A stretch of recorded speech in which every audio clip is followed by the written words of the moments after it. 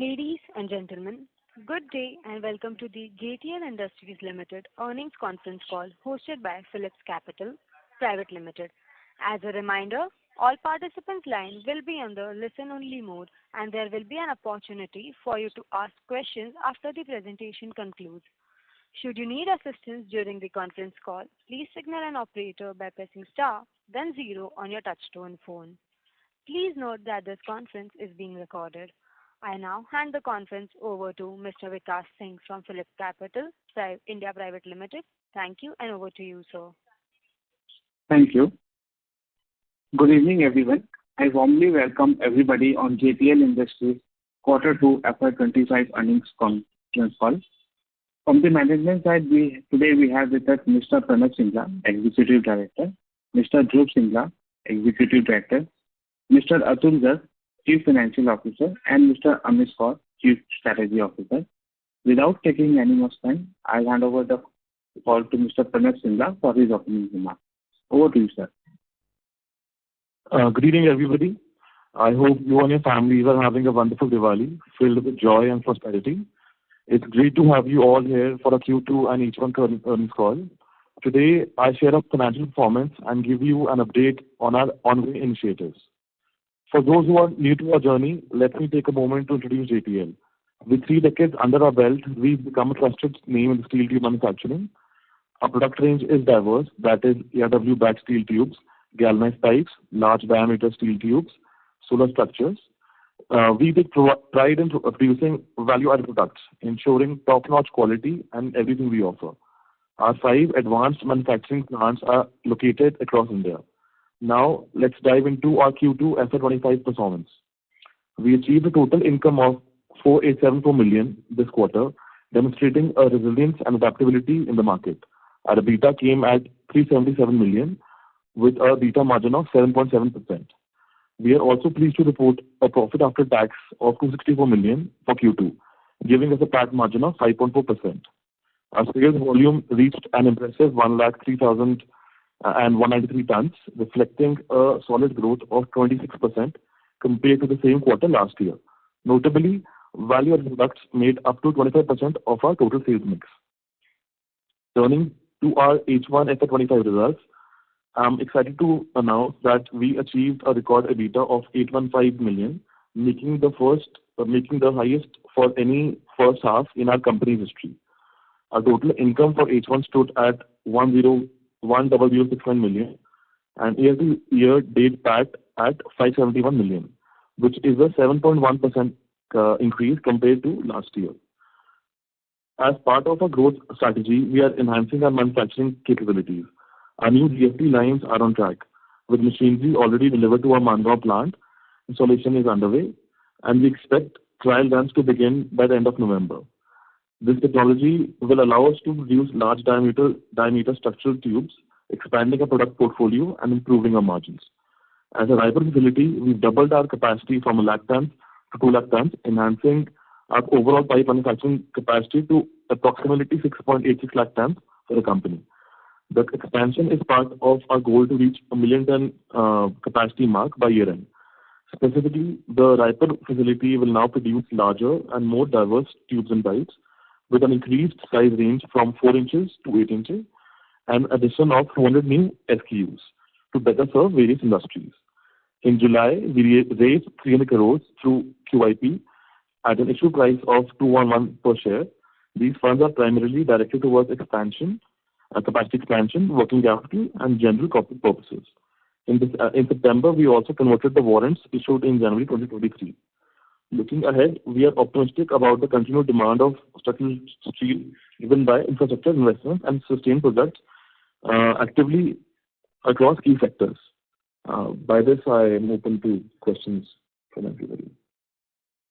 Thank you very much.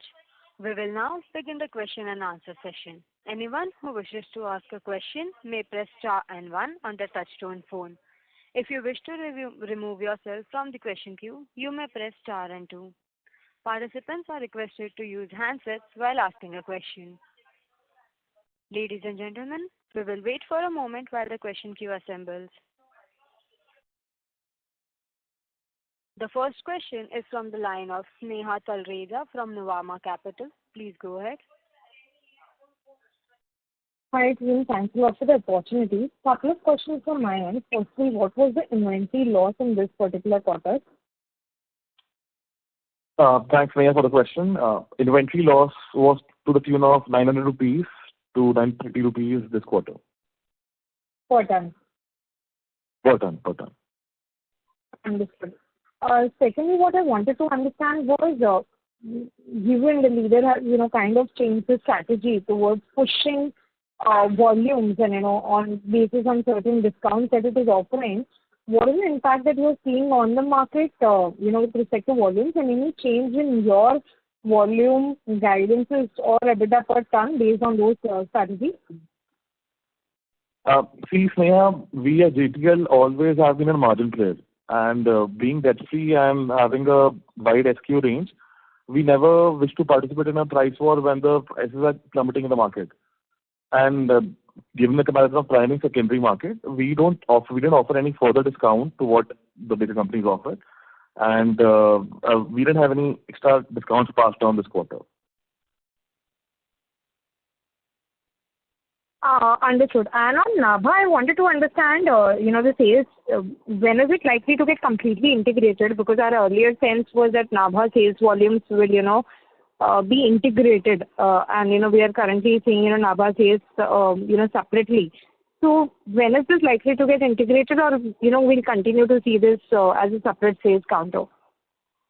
There were some benefits that we had to take under the Punjab government. And for that purposes, we couldn't just get the company under us in this quarter itself, but we've got the benefits that the company had to receive. And within this quarter, Q3, you'll see Nabha coming into JTL as a subsidiary. So we no longer see a separate sales coming from Nabha. It will be your overall sales volume? Exactly. We'll see the total sales volume happening in as a whole from one company. But will it be completely backward integrated, or will we see the sales volume coming up? As it will be basically the same process that we are doing at the Raipur plant. And as I mentioned earlier as well, we are in a situation where the production from Nabha was currently being sold to the market because they were not fitting the same requirements what we use at JTL. But going forward, starting this quarter onwards, we've already started accepting material from Nabha. And so you'll actually see an effect in which the volumes will come under JTL. So the final product will be under JTL. There are a few modifications that we had planned, and most of them already done. So as soon as they are completed, we'll be fit to use the product in JTL as well. Understood. So that will take how much time approximately when you will be, utilizing this particular plant completely for backward integrated purpose? By the mid of last quarter. Understood. That was helpful. I have a few more questions. I'll get back in the queue. Thanks, team, and all the very best. Thank you. Thank you. Participants who wishes to ask a question may press star and 1. The next question is from the line of Aditya Welekar from Axis Securities. Please go ahead. Yeah, thanks for the opportunity, and congrats for such a resilient quarter, Pranav, despite being a very tough quarter. So I have some 2-3 questions. So first one is on the sales volume guidance. So we are targeting some 30-35% year-on-year growth for FY25. But now our focus is shifting to FY26. So any growth rate you are expecting, what kind of growth rate you are expecting in sales volume for FY26?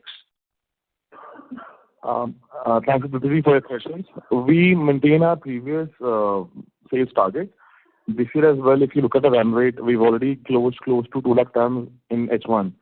So given a 10% increase in, the minimum 10% increase in volume in Q3 and a further 10% increase on Q3 again in Q4, so we'll easily able to clock our before mentioned target of reaching 4.4 lakh tons to 4.5 lakh tons range for this year ending.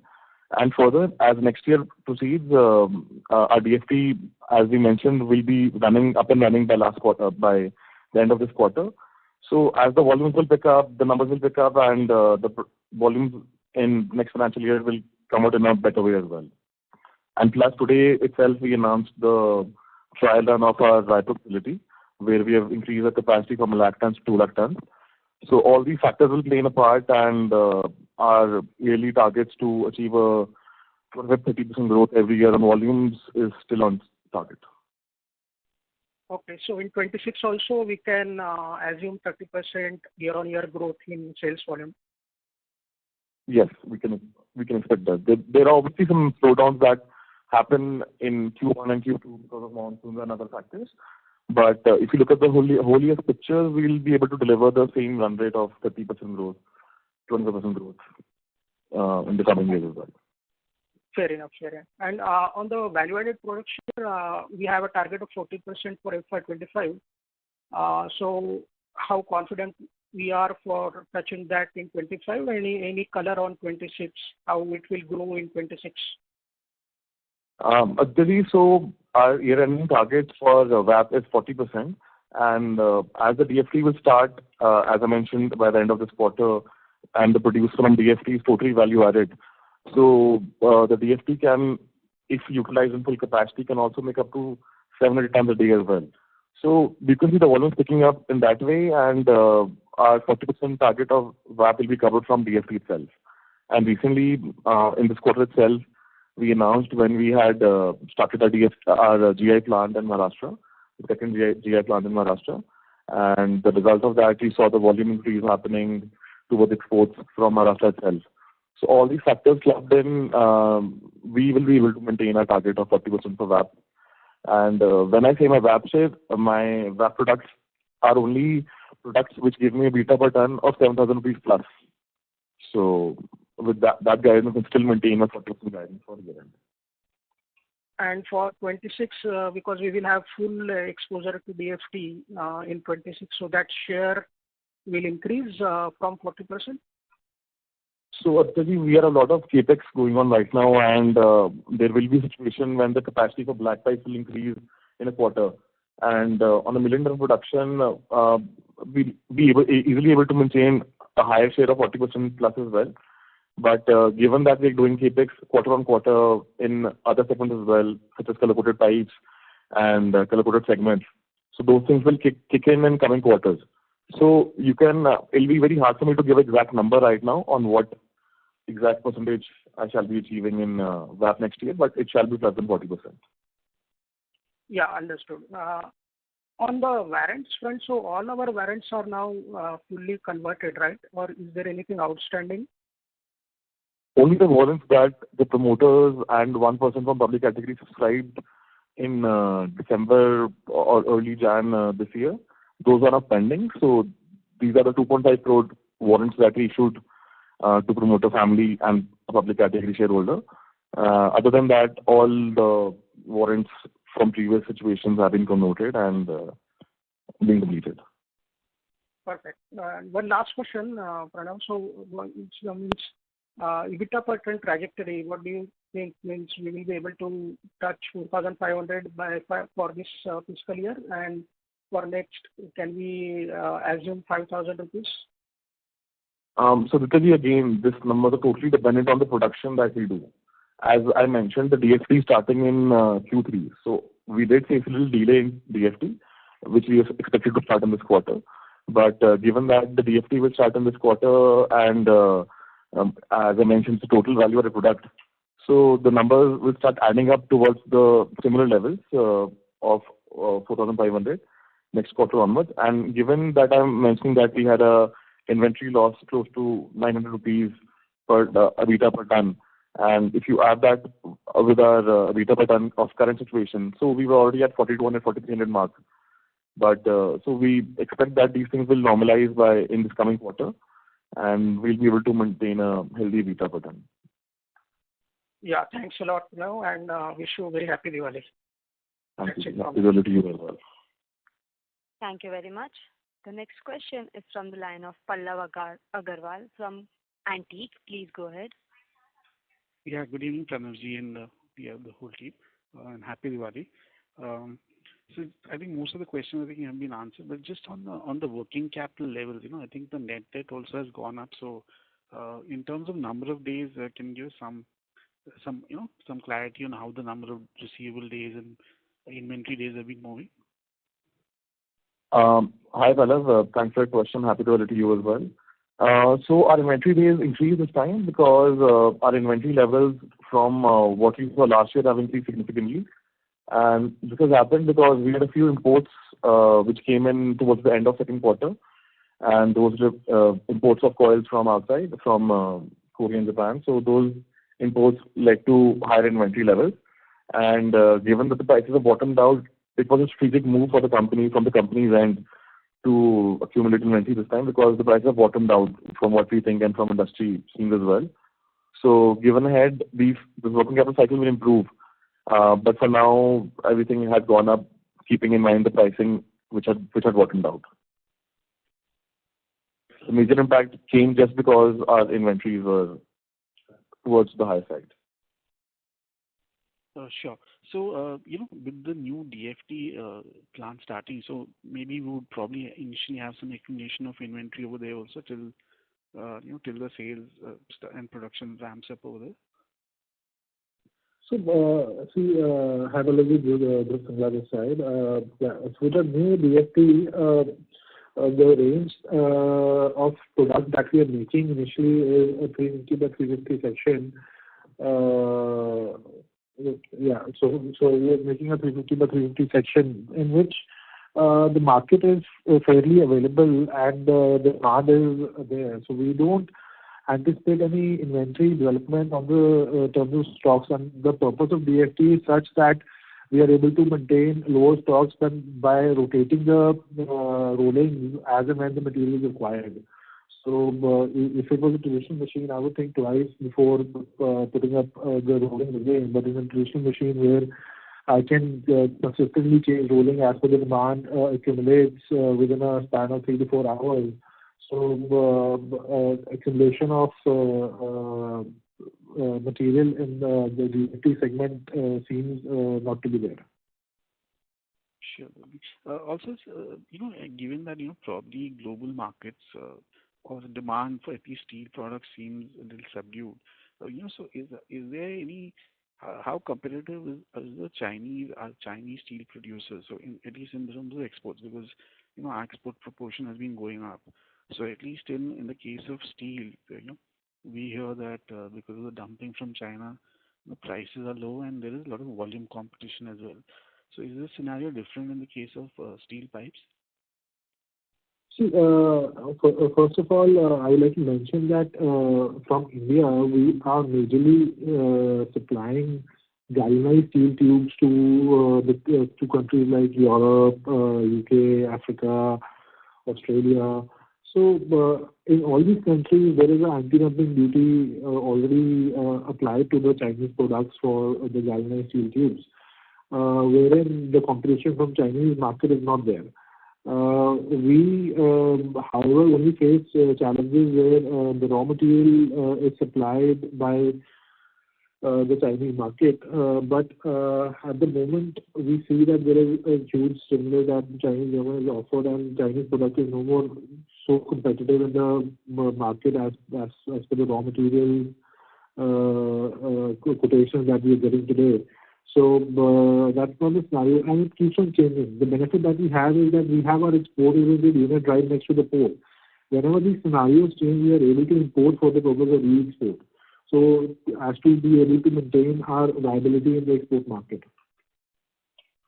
And when we export, so so are we allowed to import without paying the import duty again? Yeah, absolutely. So when we are importing for the purpose of re-exporting, a company is allowed not to pay any duties on top of it. There is no BIS requirements for the purpose of re-export of that product.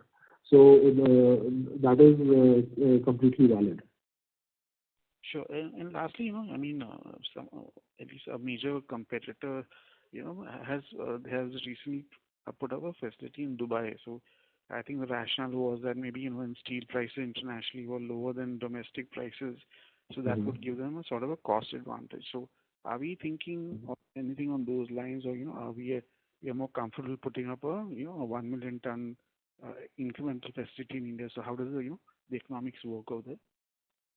See, our target currently is up to 2027 that we have to finish all our brownfield expansion that we currently are doing, and our focus is in that manner. As you see by our performance, we have been consistently increasing our export share as well, sitting in the region. We are not thinking of moving abroad at the moment because we see the Indian scenario of things being on the very say aggressive front with development and the government policy.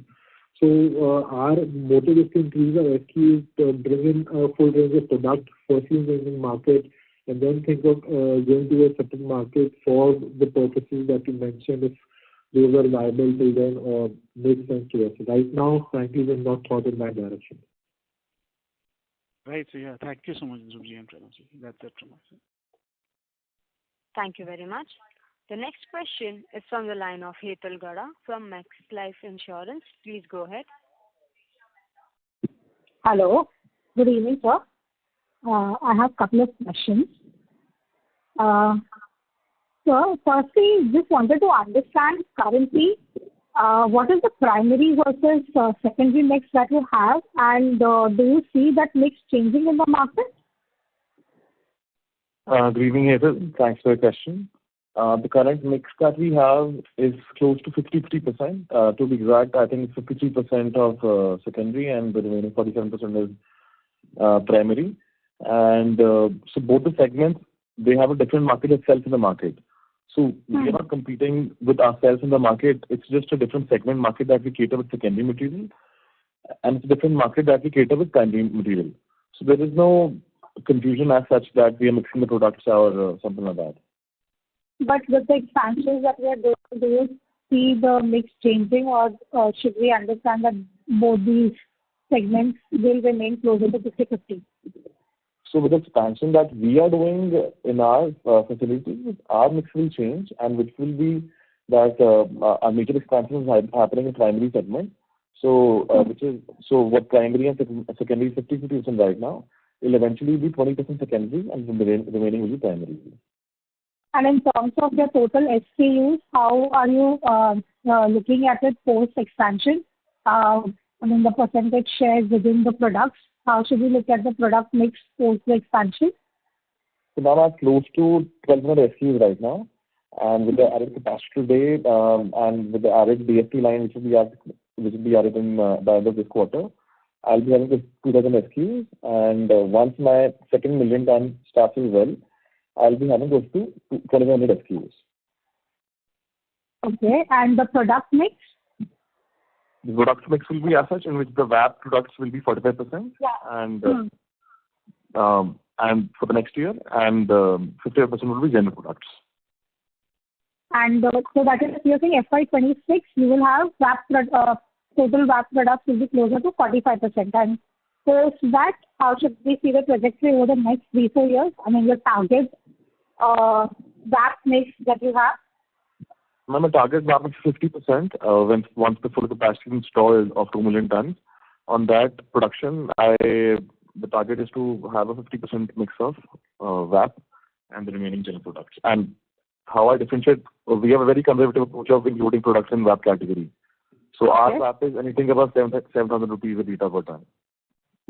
Okay, so that you think almost 7,000 rupees per ton will be included in the VAP, and that will go to almost 50%.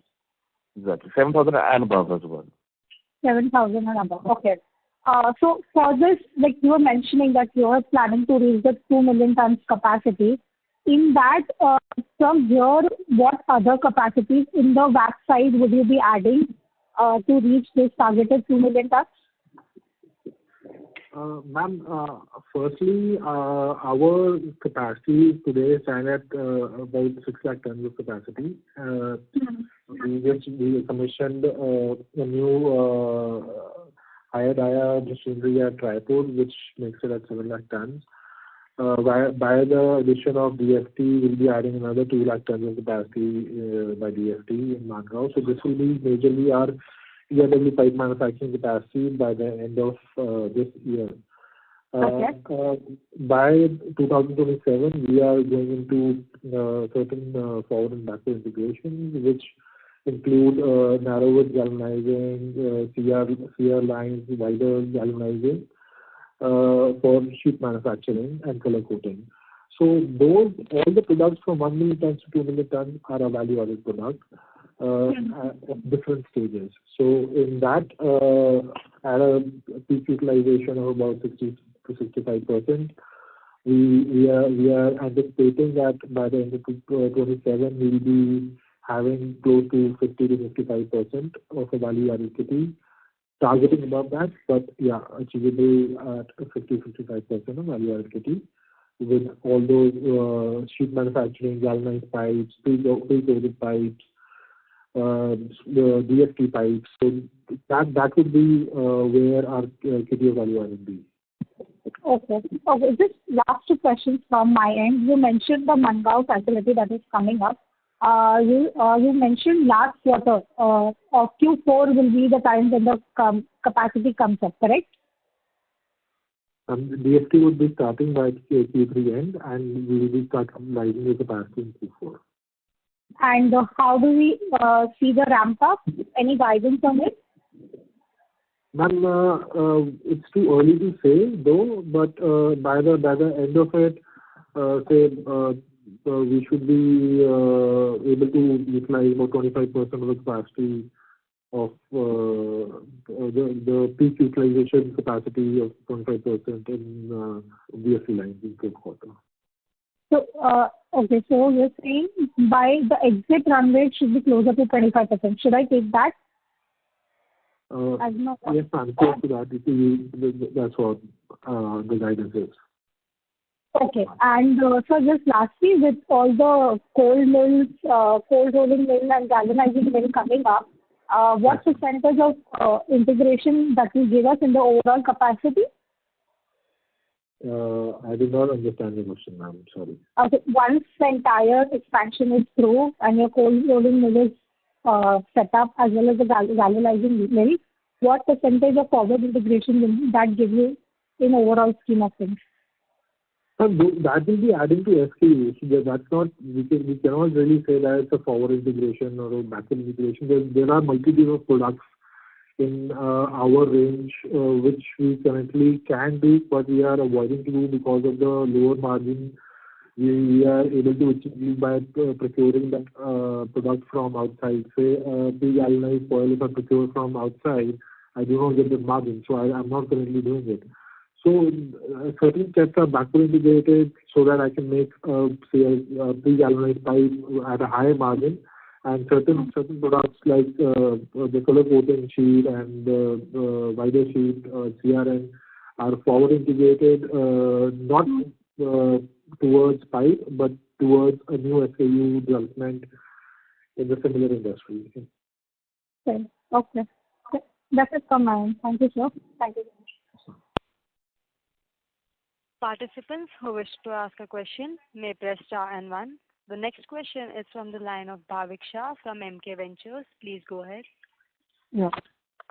So my question is, what kind of realization per ton are we seeing in October?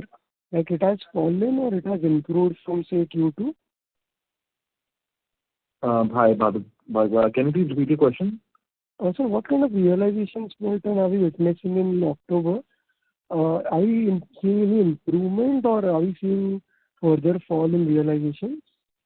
No, for the month of October, we've seen a further upward shift in realization. There is no downward shift on that. Okay, got it. And so, like, can you just help us understand, like, of our total expenses, how much or percentage of our expenses will be, say, fixed in nature, just to understand the operating leverage, if any, if it can come when we add value-added products? Can you please repeat the question? It's a little unclear. So what percentage of our total cost will be fixed in nature, so as to understand the level of operating leverage that can come if we, say, increase our share of value-added products? Bhavik, Our fixed cost is just on the machinery and land and building. The rest is all variable costs. So when we're going forward, the guidance of the capital investment that we've given is a fixed cost. So the thumb rule is in our industry, we look at a return of 3 years on the fixed costs. So anything above that, say whatever we have to provide for the running of the machine, be it raw material, be it labor, be it power, is all variable in that case. So only the administration expenses are fixed, which are as we increase the production, we will need to add certain managerial level employees, but that does not increase in that high trajectory as the production would increase. So, am I able to answer your question? Yeah. Okay. Yes, understood. Thank you.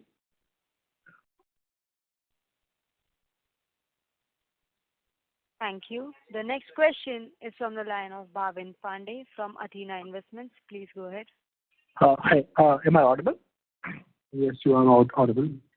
Yeah. Congratulations, team, on a resilient performance despite macro headwinds and a tough industry scenario.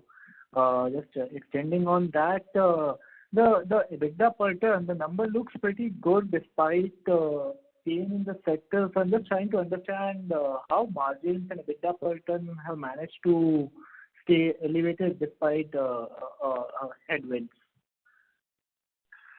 Hi, Bhavinji. Again, a very happy Diwali to you.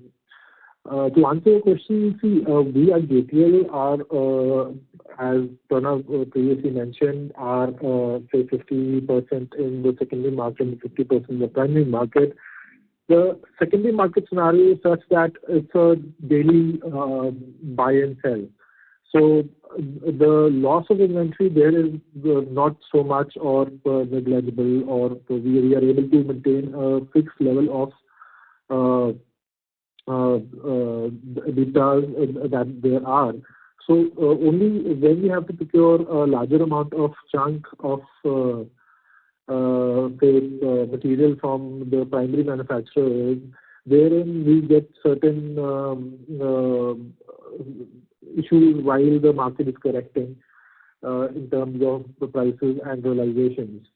Luckily enough, in this first half, we were able to substantially increase our exports by 104%, wherein we were able to have a higher margin as compared to the previous times that we were able to offer the product range to in the market, and also able to cover those materials on a back-to-back basis via the process of imports for the purpose of re-export.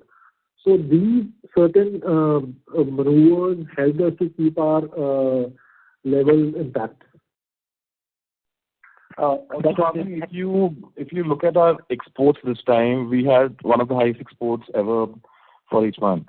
And we got better realization exports this time, and given that we did import some coils, so all of that was re-exported with the finished product, and margins were better than that. So altogether, being close to port and having presence in secondary market, these are few things that added up to aid our EBITDA per ton. So Pranav, in H2 FY25, do we see export mix staying in the same proportion, or it could be a tad higher or lower? You can expect another all-time high exports in H2, given that our DFT will start as well, and our galvanizing is already anyway started. So our exports can have a good increase from what we are. And we have a good order book as well for exports. Oh, okay. So our margin, sorry, our growth guidance is intact at 30% for the year, right? Yes, that's right. Our growth guidance is intact for 30% for this financial year. And what capex outgo should we build in for H2? Around 140 to 150 crores is something that is expected. It can further stretch up to 200 crores as well.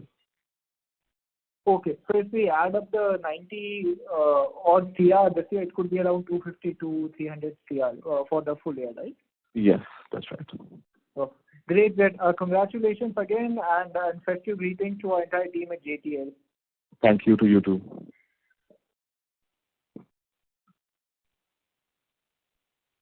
Thank you. The next question is from the line of Sneha Talreja from Nuvama. Please go ahead. Hi, team. Thanks a lot for the follow-up. Just wanted to understand what is the current price differential between the HRC and, the secondary prices, and what's the kind of a shift that you're seeing based on that in your internal product mix? So Sneha, on the basic steel prices for secondary to primary, if you talk about the difference on as of today is 4.5 rupees. And if you go further on in thinner sizes, for example, if I have to, I'll give you exact number as well. So if you're selling a 2 pipe in market, it's 50 rupees per kg. It's 50 rupees per kg for HRC. And at the same time, the secondary pipe is 45.5 rupees per kg in the market right now. But the game changes when you go in less thicknesses. So 1.2 thickness of pipe for secondary will be for 47 rupees, whereas the 1.2 thickness of pipe of HRC will be close to 56 rupees. So that's where the delta increases, and that's where productions are we benefit as well. It's a total altogether different segment that we cater with less thicknesses, and there is no, so it's a different segment that's altogether catered, and hence there is nothing that overlaps at all. So you don't see any shift happening internally based on that? Given the delta of 5 rupees, which is on basis as well, that's also enough. But as I mentioned to you, the delta further increases up to 8-9 rupees. So that's something that can never normalize what we expect. And whatever we supply on customers' demands, and we don't see anything going back from here. Currently, what we estimate is that's something that is keeping the EBITDA per ton healthy for the whole company as well. Understood.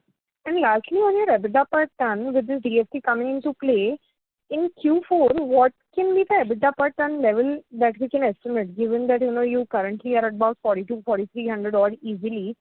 What can we see this ramping up to when your actual DFC comes into play? There should be a slight increase here, given that even if we produce close to 20,000 tons of material in that quarter, or maybe 30,000 tons of material in that quarter in Q4, so that will easily be a produce which will be extra on a lakh tons that we do right now, and that product will be having an EBITDA per ton of 7,000 rupees plus. So given that calculation, you can see maybe a 10% increase in the total EBITDA per ton in Q4. Understood. That was quite helpful. Thanks a lot. Wish you guys a happy Diwali. Thank you. The next question is from the line of Vikas Singh from Phillips Capital. Please go ahead. Hi, sir. So just one question. I want you to understand that in the first half, while the JPC data showed that the steel demand has been growing at almost 14%, ERW industry per se has grown a little bit relatively lower. Usually the growth rate for ERW because of substitution had been in the higher in the past 3-4 years. So I just wanted to understand, is this that the secondary is winning back the market share from the ERW players, or this a little bit of slow progress is because of other factors? If you just clarify. Vikash, the secondary segment is just replacing the lower thicknesses and low gauges, which is a very high realization for the primary segment, and also takes a longer time to produce in that. So when we talk about a little macros, as we started speaking about the steel demand at 14%, increase and everything. We talk about India being the second largest producer of steel in the world, but still have the lowest per capita income. So where the demand is coming from is left, right, and center from, say, domestic demand, replacement of wood from low income housing, from replacement of bamboo as scaffolding, from pipes as scaffolding. So these demands are there persistently coming from changes in perception of usage, higher disposable income, and also the rules and regulations which are consistently changing in the domestic scenario for better utilization of the manpower, time, and resources. So we, being in the building material industry, are a proxy to all these developments. Since we manufacture pipes, we see pipes left, right, and center applied anywhere and everywhere in today's scenario, be it from a table chair to say a road signage, from a hand barrier to blockade. Everywhere we see our pipes or similar pipes being applied. So when we talk about primary and secondary, I believe there is a parallel market for both of them rather than competition. So yes, the lower segments of the pipes from say half inches, not even half inches, say 1 inches to the 3-inch segment is covered from the secondary segment nowadays, and going upwards from there where there is more higher thickness required, higher dia required, the secondary mills cannot perform in that area. So there only a primary product will be applicable. So this is the whole gist of the scenario. I believe I was able to answer your question. Understood. That's all from my side for the time. Thank you. The next question is from the line of Akshay Chheda from Canada Robeco Mutual Funds. Please go ahead. Yeah, thank you for the opportunity. Just one question. I just wanted to understand if you can, if it's not possible for you to give exact numbers, but directionally, if you can give a sense, I mean, what is the margin that you make in a primary pipe and in a secondary pipe? And is it that primary fetches you? Can you please repeat? Your voice is not very clear. Can you please be a little slower? I just wanted to understand what is the margin that you make in a primary pipe versus a secondary pipe. Is it that secondary fetches better margin, or both are equal, or is it primary is a better margin? Thanks, Akshay, for your question. So basically, when we talk about our pipes that we make, we are made converters of steel. And the conversion that we get in primary and secondary is just the same. It's just that as of this quarter, we did face inventory losses in primary segment and nothing in secondary. So that's how the differentiation happens. Otherwise, being converter, we get the same margin across both the products. And also, when I talk to you, tell you that we are a secondary material producer and primary material producer, our machines are fungible. So it's not that our secondary mills cannot make primary pipes. They can make primary pipes overnight as well. And same goes for primary mills as well. So it's just that what we wish to supply in the market and what demand we see in the market. Okay. And how do you see the costs in the secondary? Like, are they inching up, or are they relatively stable, or do you expect some correction the way that has happened in the primary one? We don't see any further correction happening as of now. I think the market has bottomed out. And the demand should be picking up. We should be expecting government orders coming in soon as well. So, and the exports are, anyways, with our expanded capacities, we are almost touching all-time high exports. So, given the current situation, we think everything should be fair in the coming quarters. Yeah, I was referring to the secondary side. I mean, in the secondary, how do you see the cost? Secondary, the cost is, it changes every hour as per se. And it's just a delta between primary and secondary, which is 4.5 rupees right now per kg. Okay. And it's a good demand over there as well right now. Okay, got it. Thank you. Welcome.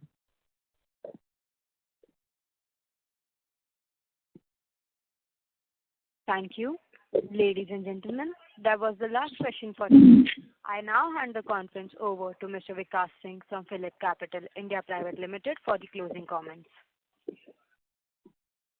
On behalf of Phillip Capital, I would like to thank JTL management for giving us the opportunity to host them.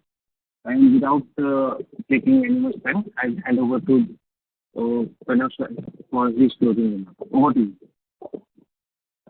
Thank you all shareholders for joining us today, and I wish you a joyful and prosperous Diwali.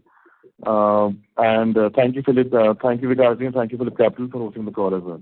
Thank you. Happy Diwali to everybody. Thank you. Thank you. On behalf of Phillip Capital India Private Limited, that concludes the conference call. Thank you for joining us, and you may now disconnect your line.